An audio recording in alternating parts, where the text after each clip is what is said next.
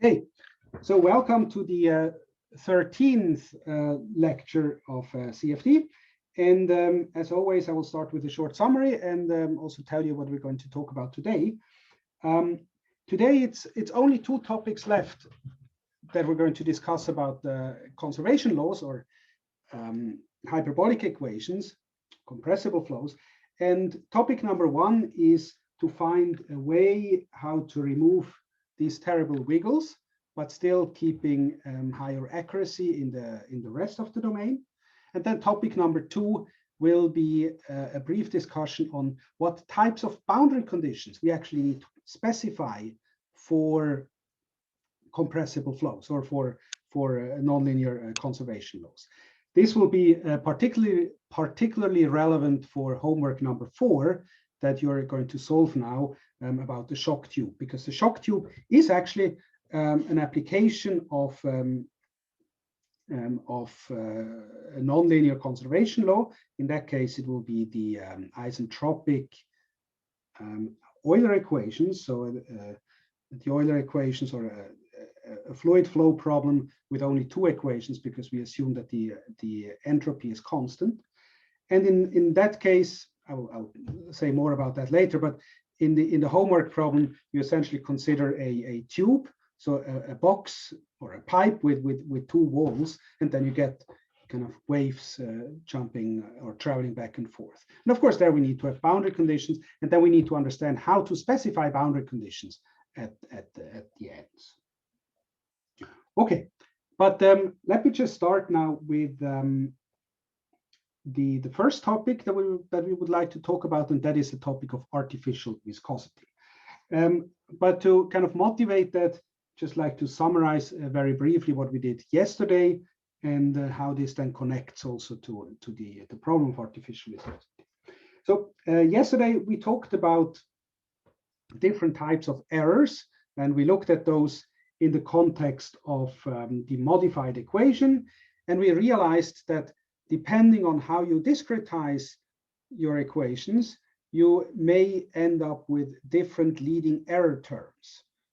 If we had an upwind scheme, we got a second derivative as the leading error term, and that led us to see that this was actually a diffusive type of error, meaning that a sharp interface or a sharp or a discontinuity would kind of be smoothed out by the action of this diffusion. And we could see that by doing a wave analysis of the diffusion equation.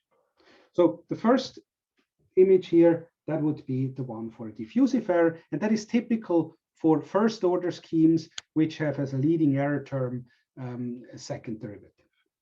However, we then saw also that if you go for higher order, and we constructed the Lax-Wendroff scheme as one example for that, when you go for higher orders, then you see that the leading error term is then actually a third order derivative. So not a second, but a third order term. And then again, via the analysis of a wave inside a third order equation, we could see that we have a dispersive behavior, namely that waves of different Ks, of different wavelength or wave numbers, they actually travel at different speeds. So the wave speed depends on the wave number. And that leads to dispersive errors, which essentially are caused by the fact that the phase relations between different waves that are needed to represent a sharp interface, these phase relations are then broken by the fact that you have a dispersive propagation. So you have different speeds for different waves. So that means that these waves travel away from each other. And therefore you get this dispersive behavior, these wiggles or oscillations around sharp interfaces. So wiggles typically is something that we don't like in CFD because it looks very bad. But it's not only that it looks bad, it's also physically bad. Imagine, for instance, that you have a quantity that is strictly limited to be between, let's say, 0 and 1.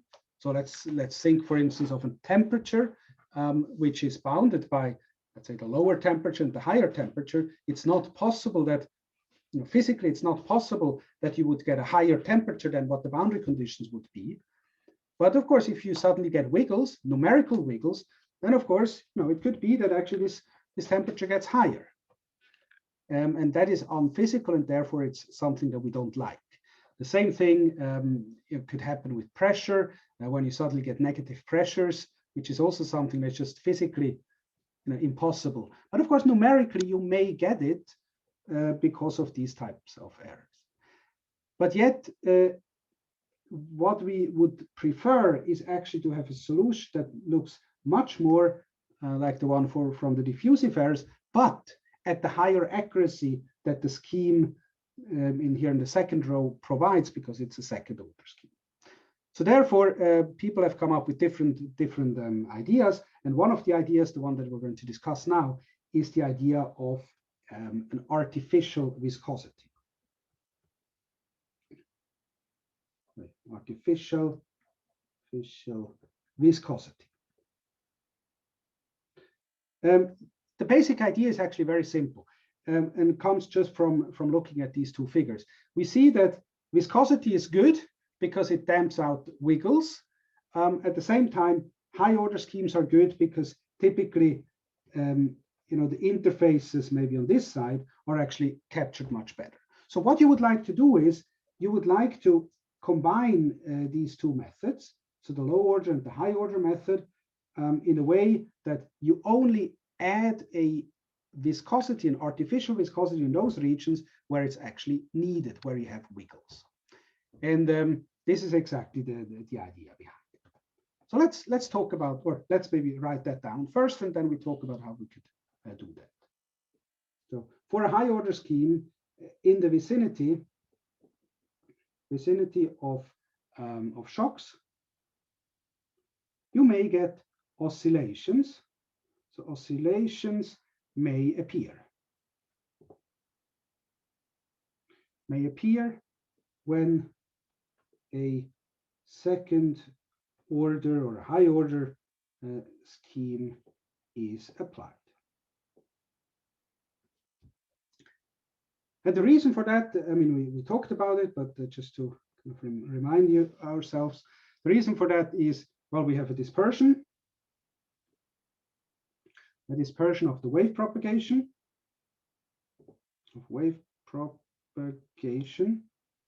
That's reason number one. And reason number two, I guess, is the general resolution of the shock. So how many grid points do you actually have that resolve the sharp decline or increase of the solution? So it's just the resolution of the shock, and that actually is also for steady. Is also valid for steady shocks.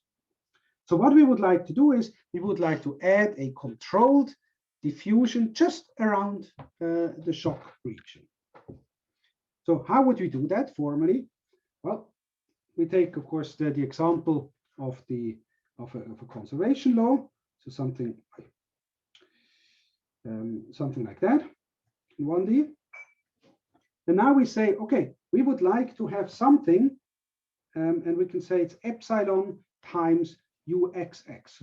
So this is now a diffusion term, and this epsilon is not a physical viscosity, because we're still talking about a hyperbolic problem where there is no viscosity, but rather a numerical thing. And therefore, we can say that we choose actually a viscosity that is kind of based on numerical parameters.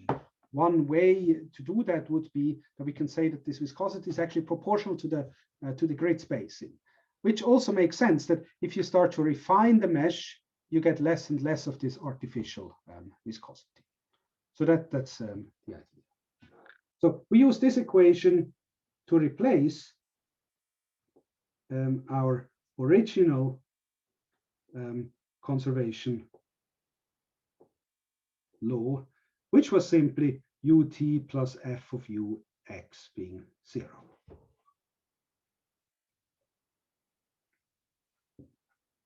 Okay, so this is now our way that we can do that. Of course, now we need to decide how to determine this epsilon. We will talk about that in later a little bit. But there's actually one more step we can do. We can write this also in conservative form, which is sometimes useful, and we will also exploit that in homework number 4. For conservative form and for the derivation, we assume that epsilon is constant, which potentially it is not, but at least for the formulation we can assume that.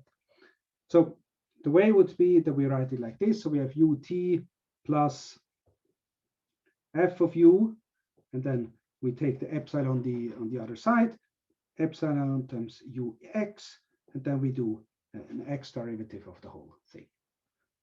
So that's, if epsilon is constant, it's the same as above.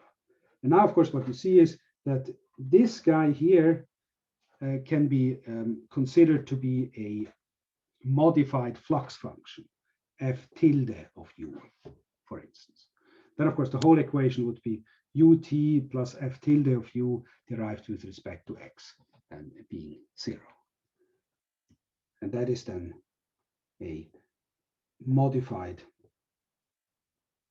flux function, f tilde of u.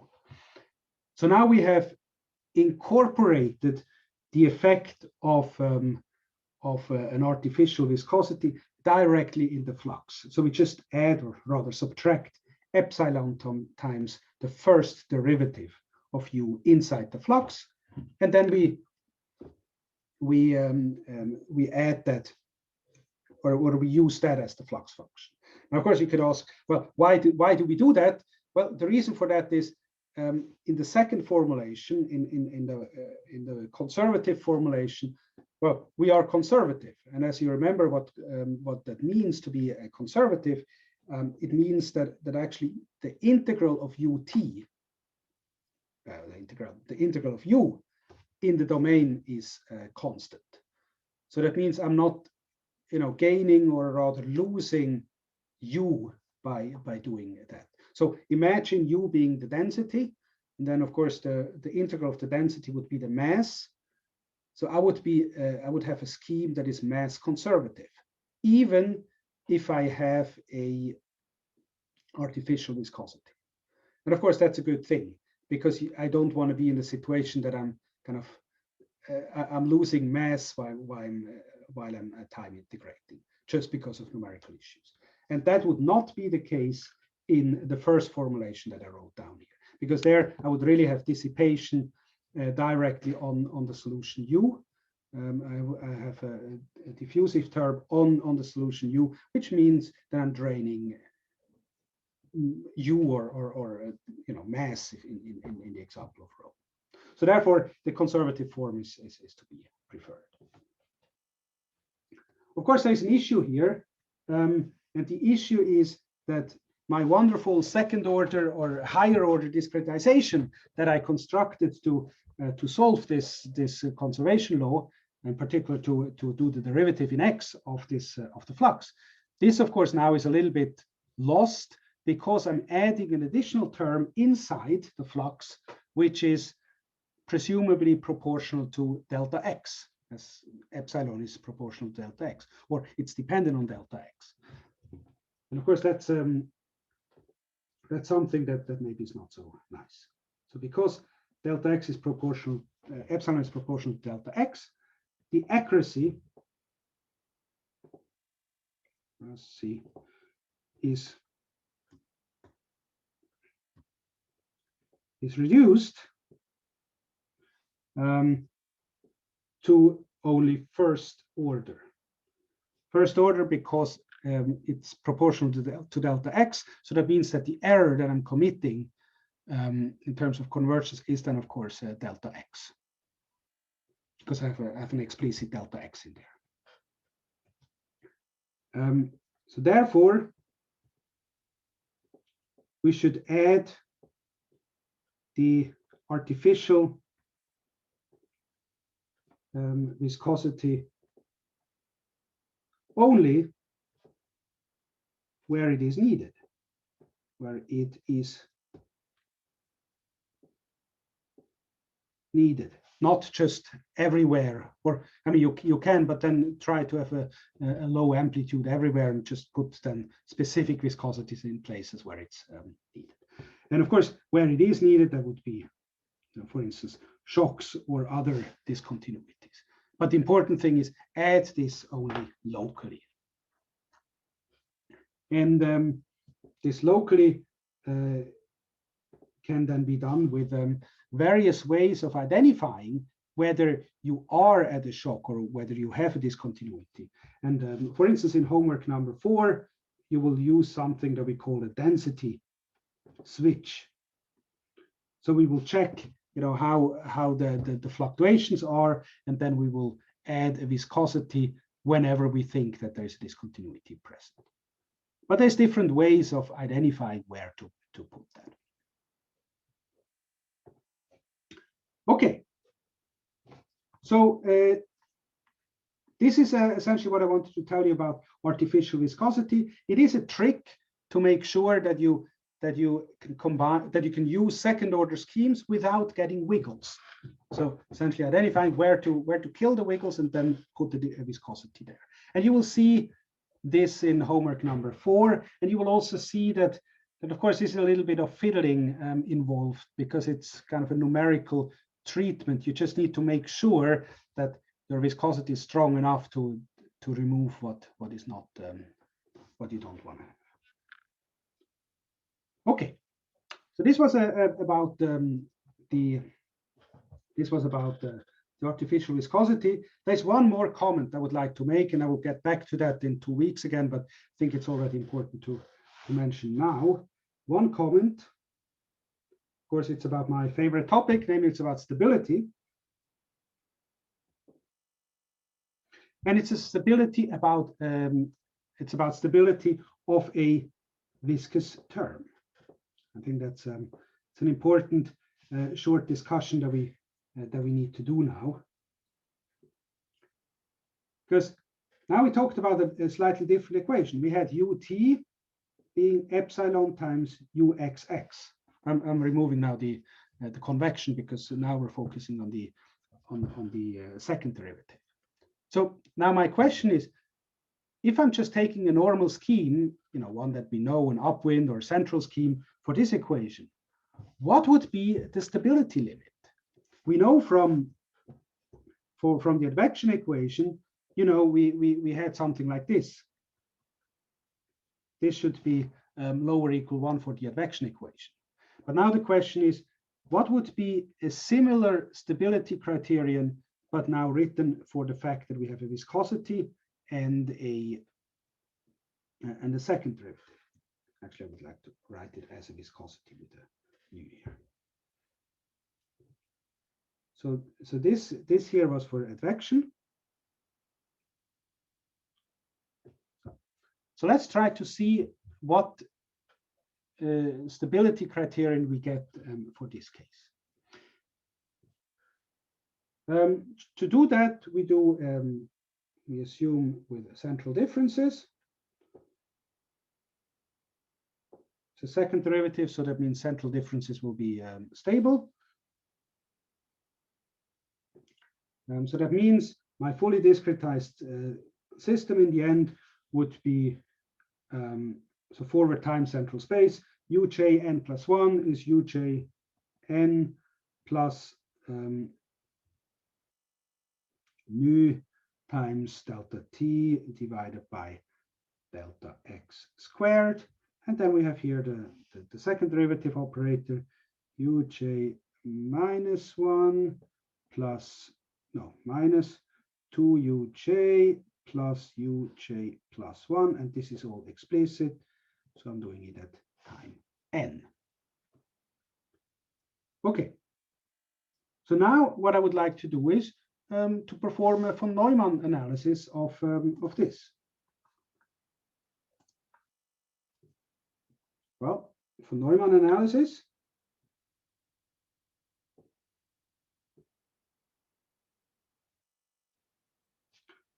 You know how this works.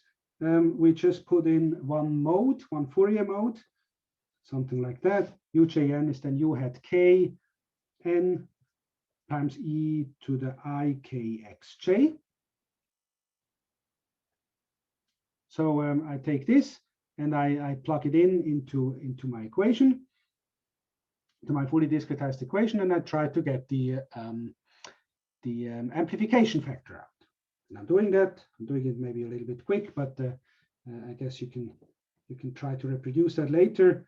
So something like this, plus nu times delta t divided by delta x squared, and then in the brackets I get something like this, e to the I k, what do I get, alpha delta x plus e to the minus I k alpha delta x minus 2. And this is times u hat k n. Now I realize, if I have it written like this, that the brackets here I can write, I can replace with a cosine. So I get 2 cosine of phi k minus 2.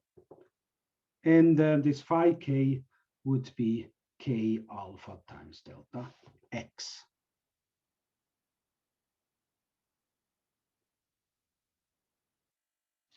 Okay. Now, this is now my von Neumann analysis. I will need to get the amplification factor. For stability, it needs to be lower equal 1. And that means for this case that I have two bounds, -1 lower equal 1 plus 2 times nu delta t divided by delta x squared. Then we have the cosine of phi k minus 1, and this should be lower equal 1. So this is kind of if I want to have the absolute value to be a lower equal 1, so I need to make sure that the actual value is between -1 and 1. Okay.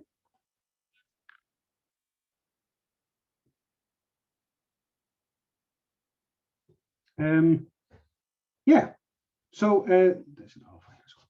So that means now I just need to check what is true and what is not true here. And if I'm going to check these inequalities, so first of all, I realize that this one is always positive. I mean, we assume that the viscosity is positive, then delta t is positive, so this is certainly positive. That means that the cosine of anything -1 is then something that is at most 0, but always lower equal 0. This is lower equal, no, the other way around, lower equal 0. So that means that the whole thing together, so 1 plus something that is lower equal 0 is certainly something that is lower equal 1. And that means that this part of the inequality is always true. So there's no problem. There's no problem with that side of the inequality. But what we now need to check is that also this side is fulfilled.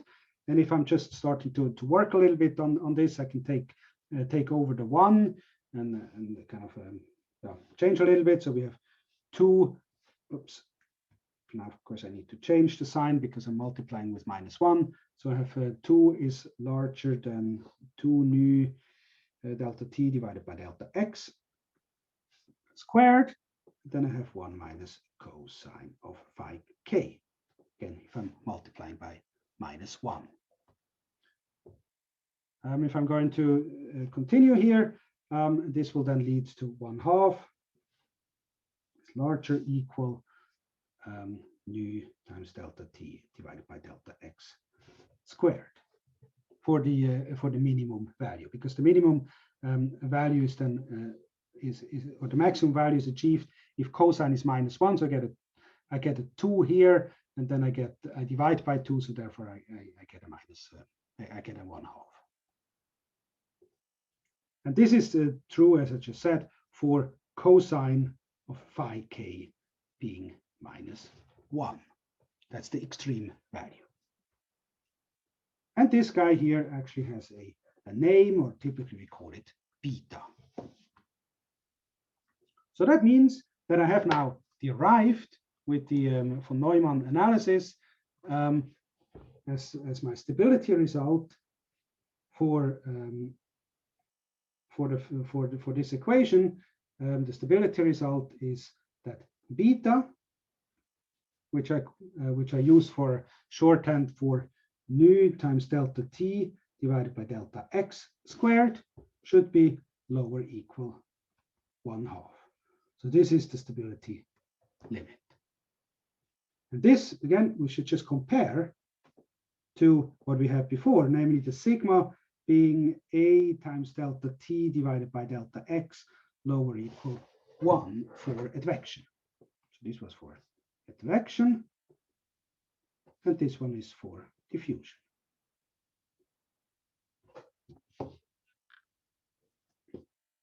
Okay, now, I mean, to just, in principle, you can just look at that and kind of realize, okay, this is now the result. However, there is one or maybe two important differences that we should maybe mention. First difference is here we have a 1, here we have a 1/2. So that is already one thing that we need to realize, that the factor is actually different. But much more important than that, here we have a delta x, here we have a delta x squared. So that means that the stability of a viscous term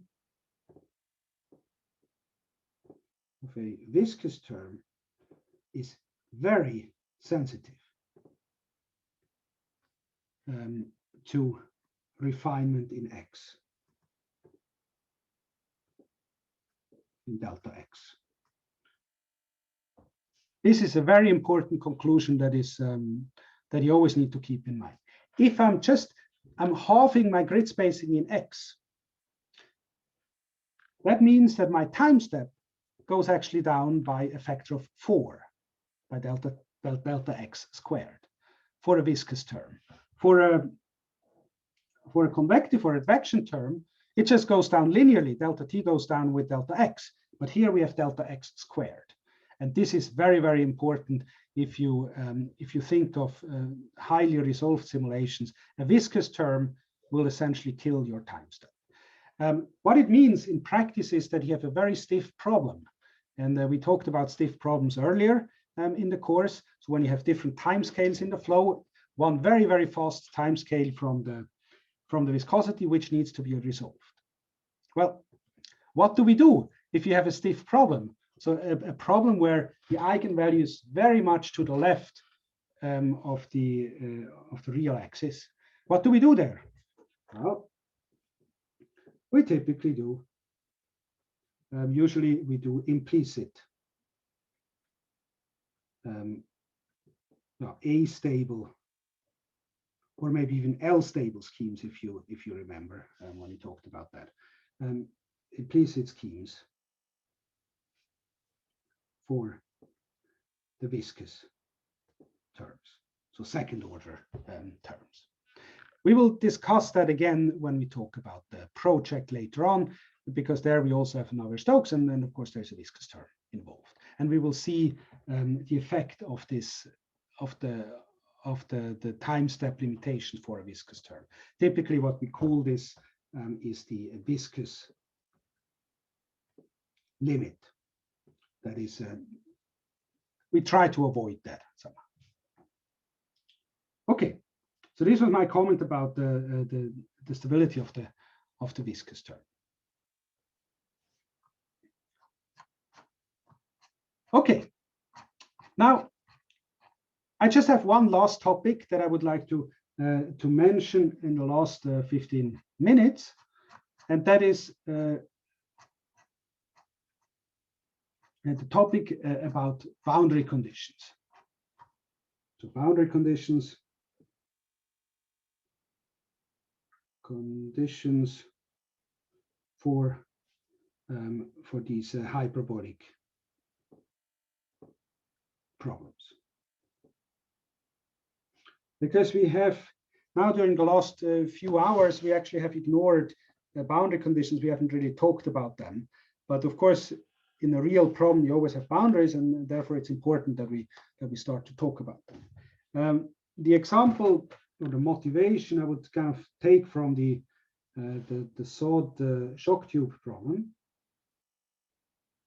that you're going to look at now in homework number 4. So you have a pipe that kind of looks like this, and then you have stuff going on inside. You have waves, pressure waves, density waves, that go back and forth. And of course, at some point they hit the wall, a boundary, and then we need to know how to deal with the values of the solution at those boundaries. So the idea is we have an enclosed domain, and we need to treat these boundaries. Now, as we have seen before, typically we want to use central schemes like the Lox-Vendroff or the McCormack scheme. So schemes where you have, for instance, a 3-point stencil where the function value in the middle is computed based on the two neighbors. And of course, now you have a problem when you reach the wall, because suddenly one point is at the wall, then you have the other 3 points like this, or the other 2 points like this. So that means somehow we need to replace this condition at the wall with, or we need to know how to set this point at the wall, depending a little bit on the flow situation. That's exactly what we're going to talk about. So for conservation laws,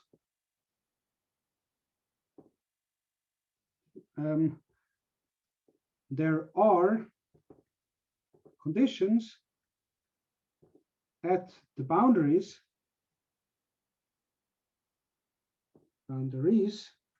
to be fulfilled in order to be well posed, because that's in the end always the main issue here, or the main problem at hand. We would like to, or we need to specify the conditions such that we're well posed. Well, what does that mean? Just repeating what we did earlier. If we have a space-time diagram, T and X, we have a domain, maybe something like this. And then we know that if we have characteristics going like this, then we need to have boundary conditions on those places, on those boundaries where we have characteristics going into the domain, but we should not have conditions at those places where characteristics leave the domain. This we discussed earlier, and now we can kind of just summarize that again, that the number of boundary conditions that need to be prescribed needs to be the same as the number of ingoing characteristics.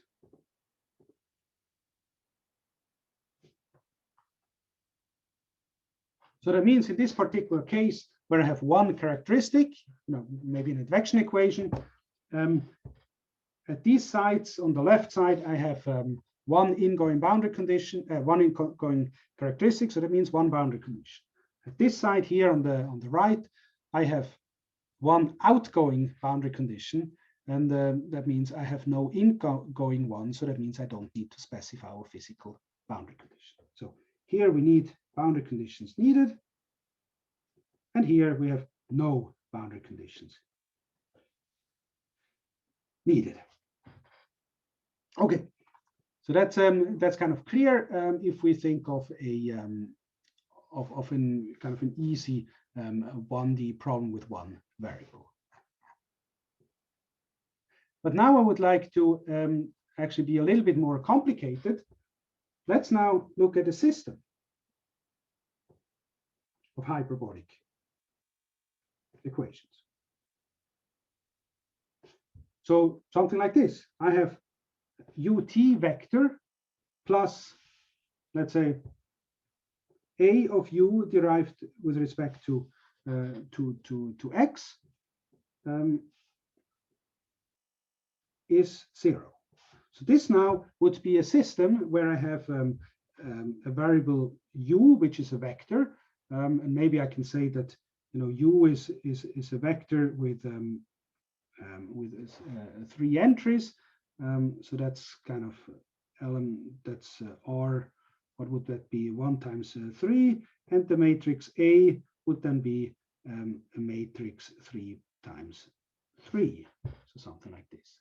So that means I will have a problem written in 3 variables, and that means if I now do the kind of the typical way of how to derive the type of equations and the characteristics, it would mean that my A matrix has 3 eigenvalues: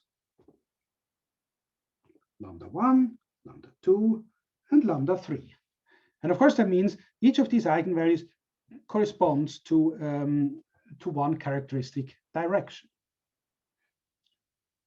And depending now on the sign of these lambdas, it would actually correspond to either ingoing or outgoing characteristics.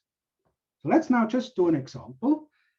Assume that we have the situation that I have lambda 1 and lambda 2 being larger than 0, and lambda 3 is lower than 0.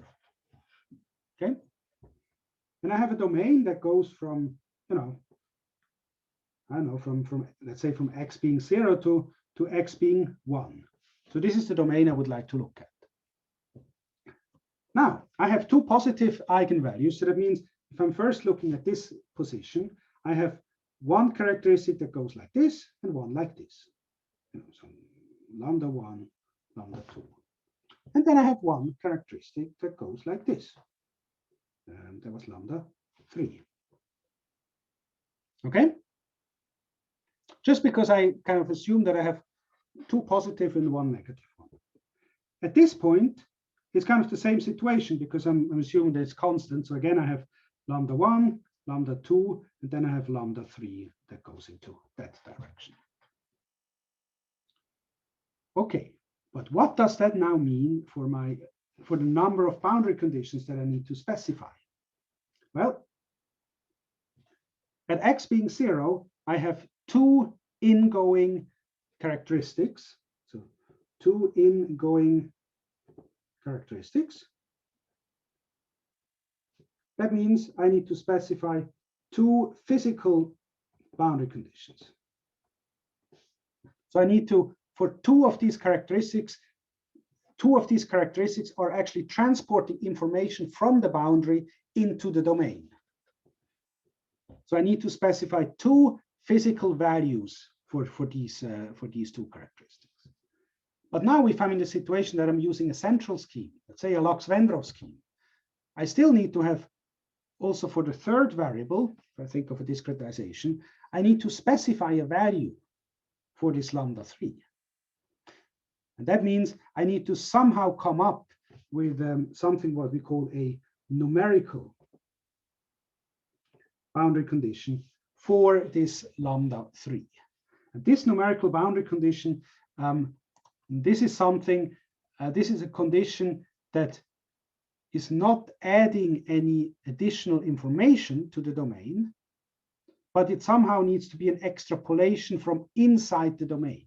So this last condition should not add new information. It needs to be extrapolated from the domain. So the numerical boundary condition must not add new physical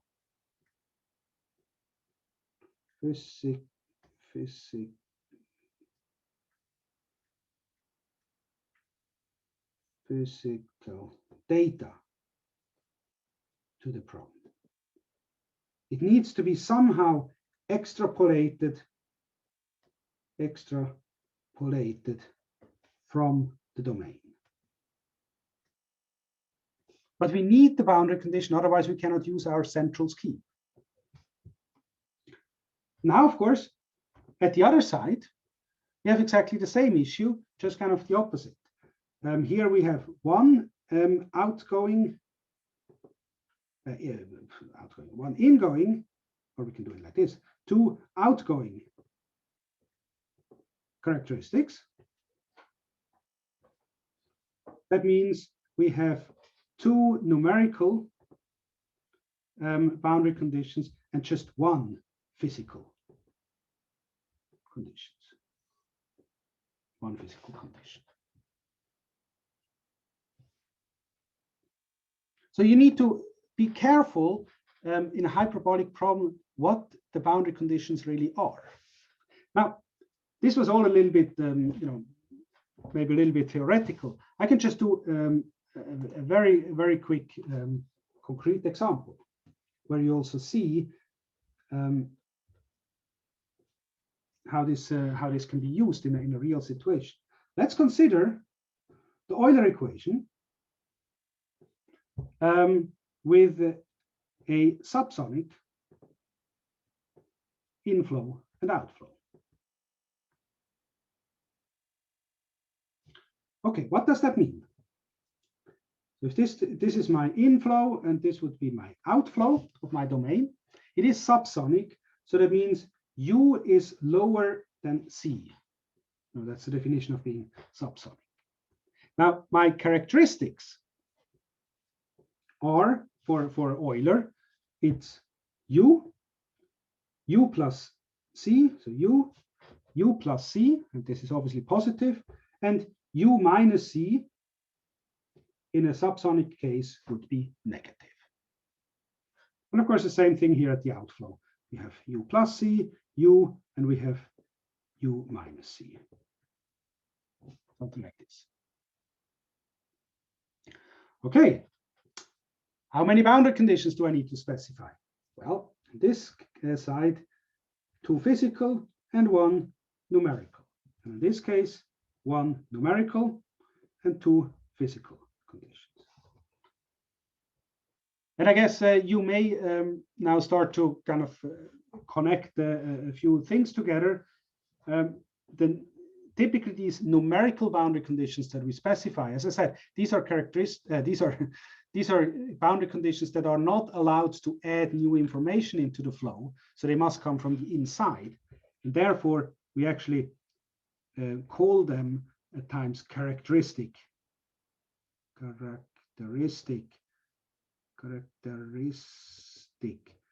boundary conditions, because they are essentially extrapolated along the characteristics from the inside. Sometimes they are also called Riemann invariants. That's kind of the same concept.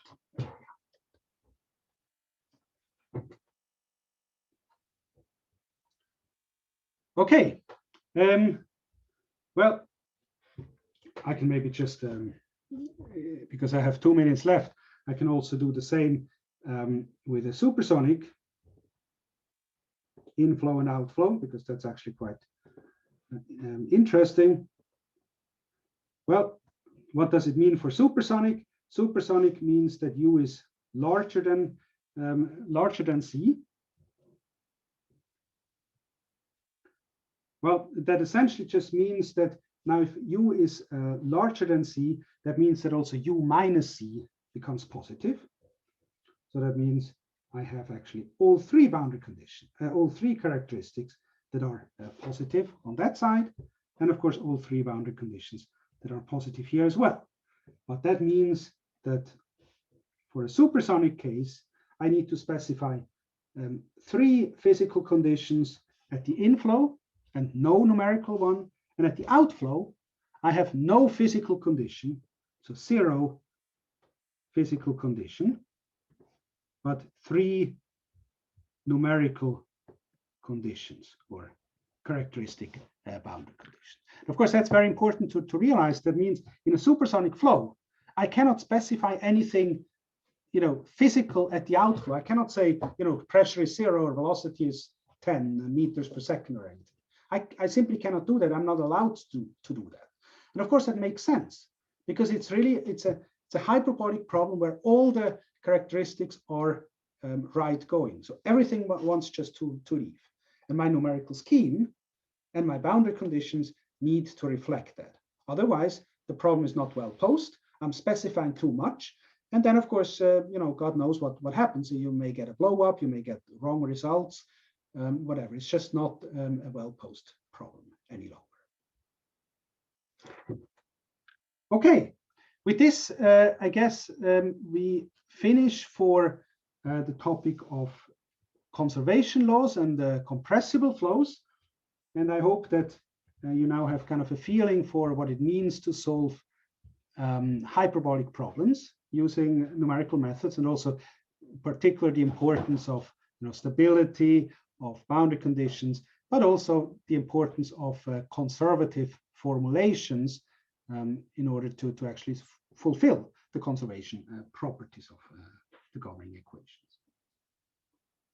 Okay, so with this, we close for this chapter, and next hour will be the exercises, and then next week you will talk about incompressible flows.